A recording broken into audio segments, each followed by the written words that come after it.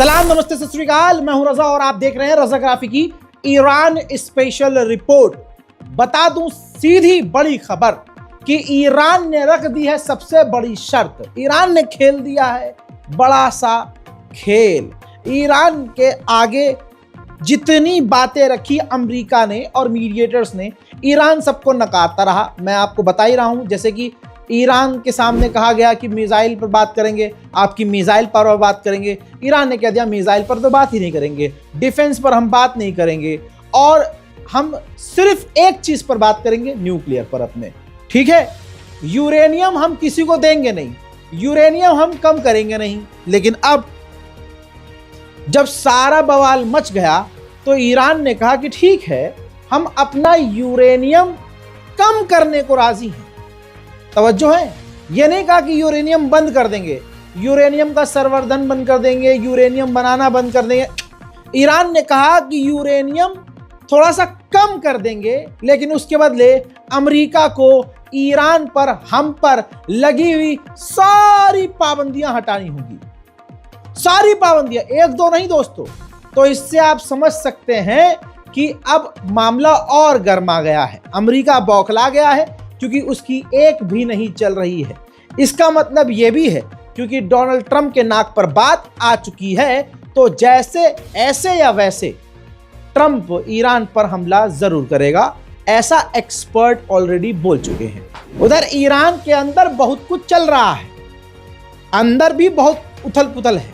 Iran ने, आपके सामने ये तीन बड़े नेता हैं, ईरान ने अपने विपक्ष की पार्टी के तीन बड़े नेताओं को, डिप्लोमेट्स जो फॉर्मर डिप्लोमेट्स रह चुके हैं, उनको गिरफ्तार किया है। जैसे मोहसिन है, मोहसिन अमीनजादेह, फिर एक्स लॉ मेकर हैं इब्राहिम, और इसके अलावा कई और लोग भी हैं जो विपक्ष की पार्टी के हैं। ईरान ने उन्हें गिरफ्तार कर लिया है। दोस्तों, ये बात क्लियर है कि ईरान किसी भी हालत में रुका नहीं है और न झुका है। अब यही बात सटीकता से ईरान के अखबार ने लिखी है। ईरान के टॉप के अखबार ने एक विजुअल प्रिंट किया है, फोटो, जिसमें पहले तो टाइटल यह है फारसी में, पर्शियन लैंग्वेज में, कि ईरान की मिसाइल बातचीत की बैकबोन है। बात बिल्कुल हकीकत है। इसी तरह से जो बात लिखी है उसी के हिसाब से आप फोटो देख रहे हैं कि जो ईरान के विदेश मंत्री हैं, उन्होंने जो टेक लगाई हुई है वो मिसाइल से टेक लगाई हुई है। और इसमें पूरे आर्टिकल में यही कहा गया है, बताया गया है कि आज जो ईरान के पास मिसाइल टेक्नोलॉजी है, मिसाइल ताकत है, इसी की वजह से दुश्मन हमसे बात भी कर रहा है, वरना ये बात भी ना करते। ईरान के राष्ट्रपति कोई घमंड में नहीं है भाई, वो अभी भी बहुत बैलेंस बात कर रहे हैं। वो कह रहे हैं कि हम हर तरह से नेगोशिएशन के लिए, बातचीत के लिए राजी हैं, और ऐसी नेगोशिएशन जिसमें दोनों ही परिस्थितियां विन विन वाली हो। ठीक है, आपकी भी जीत हो, हमारी भी जीत हो, आपका भी ईगो सेटिस्फाई हो जाए और हमारा भी नुकसान ना हो। हम तो हर तरह से बात करने को राजी हैं।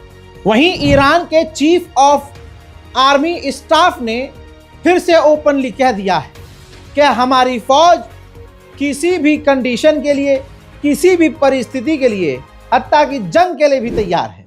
در واقع تو دیپلماسی ما میگیم که دست به ماشه داریم مذاکره میکنیم. ارزیابیتون چیه از این میزان آمادگی دفاعی نیروهامون؟ حرف اینه دیگه، نیروهای مسلح نباید کاری به این کارا داشته باشن، باید مأموریت خودشون رو فکرش باشن و کاملا آماده باشن.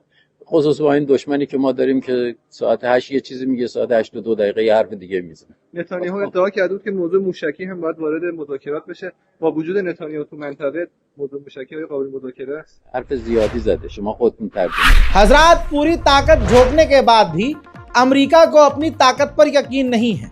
ये देख लीजिए, ये सबूत है कि अमेरिका ने मिडिल ईस्ट में और भी भारी मात्रा में कई सारे F-35 फाइटर जेट भेजे हैं अमेरिका के अंदर ही। जी हाँ, एक शो हो रहा है, तस्वीर आपके सामने, सुपर बॉल LX है। ठीक, वहां पर समझ लीजिए खेल हो रहा है। उस खेल में अमेरिका ने अपना B-1 बॉम्बर, F-15 और F-18 और F-35 दिखाया है। लेकिन इसमें कई और फाइटर जेट होने थे, लेकिन वो फाइटर जेट इसके अंदर नजर नहीं आ रहे हैं। 24 घंटे लगातार ईरान के आसपास, ये देख लीजिए, अमेरिका का जासूसी जहाज उड़ता हुआ रिकॉर्ड हो रहा है। मेरे दोस्तों, कुछ आंकड़े आपके सामने हैं डॉक्यूमेंट सहित। अमेरिका अब तक 122 फौजियों के जहाज मिडिल ईस्ट में भेज चुका है। यानी जो बड़े वाले कार्गो जहाज होते हैं जिसमें फौज को ट्रांसफर किया जाता है, ऐसे 122 जहाज फौज भर भर के मिडिल ईस्ट में अमेरिका ऑलरेडी भेज चुका है। वहीं एक जानकारी ये आई जो ईरानियन ऑफिशियल के द्वारा दी गई है कि अमेरिका ने ईरान की गवर्नमेंट हमसे यानी ईरान से कहा है कि हमारी 4 बातें मानो, अगर वो 4 बातें नहीं मानी तो हम तुम पर हमला करेंगे। अब यह बात अलग है कि ईरान की गवर्नमेंट ने, ऑफिशियल्स ने यह नहीं बताया कि अमेरिका ने वो 4 बातें क्या रखी हैं, वो ईरान ने क्लियर नहीं की। मिडिल ईस्ट आई में अब ये रिपोर्ट छप चुकी है जो आपके सामने है कि हजारों की तादाद में जो इराकी हैं वो ईरान के बचाव के लिए, ईरान के सुप्रीम लीडर के लिए लड़ने को तैयार हैं और लगातार फौज में भर्ती हो रहे हैं। मेरे दोस्तों, अब मजबूरन मैं आपको वो वीडियो दिखा नहीं सकता क्योंकि कॉपीराइट का मसला है। लीजिए, आपकी स्क्रीन पर देखिए, ये IRGC के कमांडर हैं दोस्तों, ठीक है, जो बुजुर्ग व्यक्ति हैं, ये IRGC के टॉप कमांडर हैं। इन्होंने धमाकेदार खुलासा किया जिससे हड़कंप मच गया है। इन्होंने कहा ईरान इतना कैपेबल है कि ईरान एक साथ 2000 मिसाइलें दुश्मन पर दाग सकता है। ये बात सुनने के बाद नेतन्याहू एक जगह ठीक से बैठ तक नहीं पा रहा है। 37 साल में पहली बार ऐसा हुआ कि Ayatollah Syed Ali खामनाई, supreme leader of Iran, किसी एक प्रोग्राम में नहीं गए, वरना वो उस प्रोग्राम में ज़रूर जाते हैं। लेकिन उस प्रोग्राम के लिए उन्होंने एक प्री रिकॉर्डेड मैसेज जारी किया था जिसकी मेन बात ये थी कि ईरान के लिए, हमारे लिए मिसाइल और ताकत इंपॉर्टेंट नहीं है, हमारे लिए हमारे लोग ज़रूरी हैं। ये वीडियो पूरे यूरोप और वेस्टर्न कंट्रीज में वायरल हो चुका है। अमेरिका चाहे जितनी भी कोशिश कर ले, उसका प्रोपेगेंडा लगातार फेल हो रहा है। हजरात, AFP मीडिया को हर कोई जानता है। लीजिए, उसने खुद ही ईरान की मिसाइलों की रेंज जारी कर दी है। देखिए, देज़फुल जो मिसाइल है ईरान की, उसकी रेंज है 1000 किलोमीटर, जिसमें Oman, UAE, Bahrain, Qatar, Kuwait और आधे से ज़्यादा सऊदी अरबिया, पूरा इराक, जॉर्डन 80%, पूरा लेबनान, पूरा सीरिया, आधे से ज़्यादा तुर्की, रशिया, ये पूरा आता है, ठीक। इसी के साथ जो ईरान की दूसरी मिसाइल है फतह 1 हज कासिम खैबर शिकन मिसाइल, 1400 किलोमीटर इसकी रेंज है। भाई, इसकी रेंज में आधे से ज़्यादा यमन, रेड सी और कई इलाके, जाहिर सी बात है जो देज़फुल मिसाइल है उससे आगे की है तो आप समझ सकते हैं। इसके बाद एक मिसाइल है 1700 किलोमीटर रेंज वाली, इमाद गदर 1, इसकी रेंज है 1700 किलोमीटर, ठीक। इसमें सूडान भी आ रहा है, आधे से ज़्यादा इजिप्ट आ रहा है, लीबिया का 5% हिस्सा आ रहा है। भाई, इसके बाद खुर्रम शहर और सेजिल मिसाइल है। भाई, इसकी रेंज है 2000 किलोमीटर।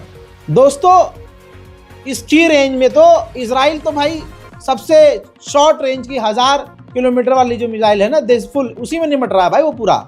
अब जो खुर्रम शहर है ना भाई, ये तो मतलब ये मान के चलिए कि लीबिया, इजिप्ट, सूडान और कई देशों तक पहुंच सकती है। और भाई साहब, ईरान की जो 1000 किलोमीटर रेंज वाली सबसे समझ लिए हल्की जो मिसाइल है देज़फुल, वो भी मिसाइल बड़े आराम से इजराइल पहुंच सकती है। और भाई, जो इमदाद गदर 1 मिसाइल है 1700 किलोमीटर, उसकी रेंज में इजराइल क्या भाई साहब, इजराइल के ऊपर नीचे तुर्की, इधर उधर जो देश आते हैं वो सब के सब लपेटे में आ रहे हैं। यही वजह है कि इजराइल ईरान की मिसाइलों से खौफ खा रहा है। मैं बोलता हूं तो कईयों को लगता होगा कि ईरान की तारीफ में फजाइल पढ़ रहा हूं, बिल्कुल ऐसा नहीं है। लीजिए, अमेरिका का अखबार है द वॉल स्ट्रीट जर्नल। भाई इसके अंदर पूरा आर्टिकल छपा है, अखबार छपा है। इसके अंदर बयान है एक अमेरिकी सीनियर ऑफिशियल का। वो कह रहे हैं कि ईरान की जो मिसाइल पावर है वो बेहद खतरनाक है, बहुत ताकतवर मिसाइलें हैं उसके पास। यही वजह है कि ईरान की मिसाइल जो है ईरान के लिए बैक पावर की तरह इस्तेमाल कर रही है, बैकबोन की तरह जो है बनी हुई है उसकी मिसाइल पावर। इसी वजह से डोनाल्ड ट्रंप मजबूर है। आज डोनाल्ड ट्रंप ईरान से बात कर रहे हैं, वही बात जो ईरान कह रहा था कि हमारे लिए हमारी मिसाइल पावर हमारे लिए बैकबोन है। हजरात, अमेरिकी ऑफिशियल ने भी कंफर्म कर दिया है, आर्टिकल आपकी स्क्रीन पर सबूत के तौर पर दिखा दिया है। अब नहले पे दहल आइए कि एक तरफ ईरान बात तो कर रहा है अमेरिका से, लेकिन जलील भी कर रहा है। ईरान के विदेश मंत्री ने कहा कि आज के दौर में भी, आज के वक्त में भी, इतना कुछ होने के बाद अभी भी बातचीत जो चल रही है, इसके बावजूद अमेरिका और हम एक दूसरे पर भरोसा नहीं करते हैं। हम अमेरिका पर और अमेरिका हम पर भरोसा नहीं करते हैं, लेकिन फिर भी थोड़ी थोड़ी बात हमारी चल रही है। आइए अब तुर्की को सुनिए। तुर्की के विदेश मंत्री ने इंटरव्यू के दौरान बहुत सटीकता से कहा कि इस वक्त हमले का कोई डर नहीं है, हमले का कोई खौफ नहीं है। और आगे उन्होंने कहा कि अगर ईरान पर हमला कर दिया जाता है तो ईरान पर हमला करने की वजह से ईरान की गवर्नमेंट नहीं गिरेगी और ईरान मजबूती से टिका हुआ है, डटा हुआ है। भाई साहब, भारत का एक गंदा समाज, सड़ा हुआ समाज, सड़ा हुआ अंग सिर्फ मुसलमान होने की वजह से दुनिया में किसी भी देश के मुसलमान से बेइंतहा नफरत कर सकता है। यही वजह है कि ईरान, जबकि हमारा बहुत पुराना दोस्त है, लेकिन एक खास समुदाय ईरान से सिर्फ इस बिना पर नफरत करता है क्योंकि वो मुसलमान है।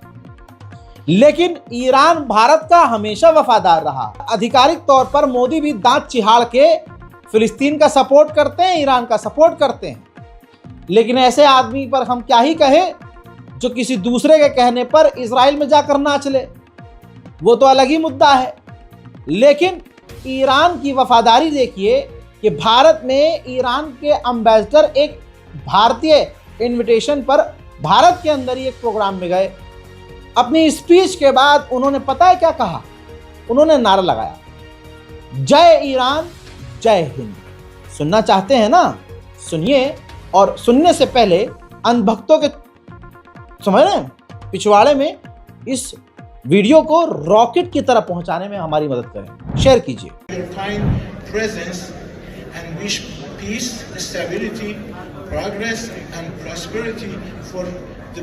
Peoples and governments of the Islamic Republic of Iran and the Republic of India.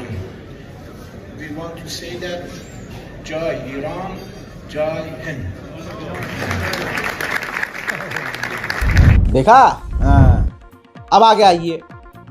Iran से जब अमेरिका और इजराइल जीत नहीं पाते हैं, जब ये लाल हो जाते हैं जलील होके, तो ये कोशिश करते हैं कि धोखे से ईरान के वैज्ञानिकों को, ईरान के कमांडरों को कत्ल किया जाए। हज़रात, तस्वीर आपके सामने, एक ईरानियन ऑफिशियल की गाड़ी के ऊपर अटैक करवाया गया, यानी एक असैसिनेशन दोबारा से करवाने की कोशिश की गई। और इसी के साथ समझ में आ रहा है कि अमेरिका और इजराइल बौखलाए हुए कितना है। मैं हर रिपोर्ट में ये बार बार बोल रहा हूँ कि अमेरिका ने जितनी बड़ी ताकत ईरान के खिलाफ तैनात की है अपने इतिहास में, इतनी नौसेना, इतनी सेना, इतने हथियार किसी के लिए अमेरिका ने तैनात नहीं किए। लगातार तैनाती हो रही है। अब लीजिए, तस्वीर आपके सामने सैटेलाइट इमेज है। डियागो गार्सिया के अंदर अब अमेरिका ने अपना परमाणु सबमरीन भी तैनात कर दी है। लीजिए, अब क्या बचा? अमेरिका ने अपने परमाणु सबमरीन भी डियागो गार्सिया में ईरान के खिलाफ तैनात कर दिया है। कुछ बचा अब? परमाणु ताकत, हवा, जमीन, समुंदर, हर जगह अमेरिका ने एक ईरान के खिलाफ तैनात। वहीं अमेरिकी फौज ने समुद्री इलाके में एक टैंकर को सीज किया पता चला ये ईरान का टैंकर है। तस्वीर आपके सामने। रिपोर्ट के अनुसार क्योंकि ईरान पर बैन लगा है, ईरान तेल नहीं बेच सकता, ऐसे में ईरान के इलाके से ईरान का एक टैंकर निकला जिसे आधे रास्ते में ही अमेरिकी फौज ने सीज कर लिया। उधर अमेरिका का डिफेंस मिनिस्टर जहर उगल रहा है। आप ये सोच लिए कितने बेगैरत और कौम के वो सबसे बड़े गद्दार होंगे जो अभी भी शिया सुन्नी कर रहे होंगे, क्योंकि दुश्मन भी वही कर रहा है। अमेरिका के डिफेंस मिनिस्टर ने कहा कि ईरान को परमाणु नहीं मिलना चाहिए किसी भी हालत में, क्योंकि कट्टरवादियों को, कट्टर को अगर परमाणु मिल जाए तो यह हमारे लिए खतरा है। ईरान को परमाणु ना मिले यह हमारे लिए रेड लाइन है। ईरान को परमाणु मिलना हमारे लिए, दुनिया के लिए बड़ा खतरा है। चाहे शिया हो या सुन्नी, दोनों में से कोई भी मुसलमान हो, परमाणु इनको मिलना हमारे लिए बड़ा खतरा है। शिया सुन्नी का नाम ले रहा है अमेरिका का डिफेंस मिनिस्टर, तो आप समझ सकते हैं कि अगर आपके और हमारे बीच बैठा हुआ कोई दाढ़ी रखकर, सुरमा लगाकर, पजामा ऊंचा पहनकर, नबी की सुन्नत पर अमल करता हुआ फर्जी आदमी अगर आपको दिखे ये कहता हुआ, शिया होकर सुन्नी की बुराई करता हुआ और सुन्नी होकर शिया की बुराई करता हुआ, तो उसमें और अमेरिका के डिफेंस मिनिस्टर में कोई फर्क न समझना, क्योंकि अमेरिका भी शिया और सुन्नी इत्तेहाद को तोड़ना चाहता है और आपके बीच ऐसे लोग जो एक दूसरे को शिया सुन्नी होने की वजह से नफरत की निगाहों से देखते हैं, वो भी हमें तोड़ रहे हैं। तो दोनों में कोई फर्क नहीं। वहीं यूरोपियन मीडिया दावा कर रहा है कि प्रदर्शन जो ईरान में हुए हैं, उन प्रदर्शन में 500 ईरानियन ऑफिशियल मारे गए हैं। उधर इजराइल का टीवी टारगेट लिस्ट दिखा रहा है। ये देखिए, ईरान के कुछ मौलाना हैं, IRGC कमांडर हैं, कुछ ऑफिशियल हैं। दोस्तों, उनको टारगेट दिखाया है, यानी इजराइल ने दिखाया कि कौन कौन ईरानियन ऑफिशियल हमारे टारगेट पर है। ईरान वक्त की गहराई को समझ रहा है कि मामला कितना संगीन है। सैटेलाइट इमेज है, ईरान की है, जिसमें नजर आ रहा है कि ईरान ने अपने डिफेंस सिस्टम और रडार तैनात किए हुए हैं। उधर अमेरिका ने अपने तमाम अमेरिकी नागरिकों को जो समुद्र में ट्रैवल कर रहे हैं एक जगह से दूसरी जगह, या समझ लीजिए अमेरिकी मछुआरे हैं या फिर अमेरिका के समुद्री जहाज हैं, उन सबको वार्निंग दी है कि मेहरबानी करके अपनी जान बचाइए और ईरान के समुद्री इलाके से दूर रहिए। IRGC के ऑफिशियल ने भाई साहब नींद उड़ा दी है अमेरिका की।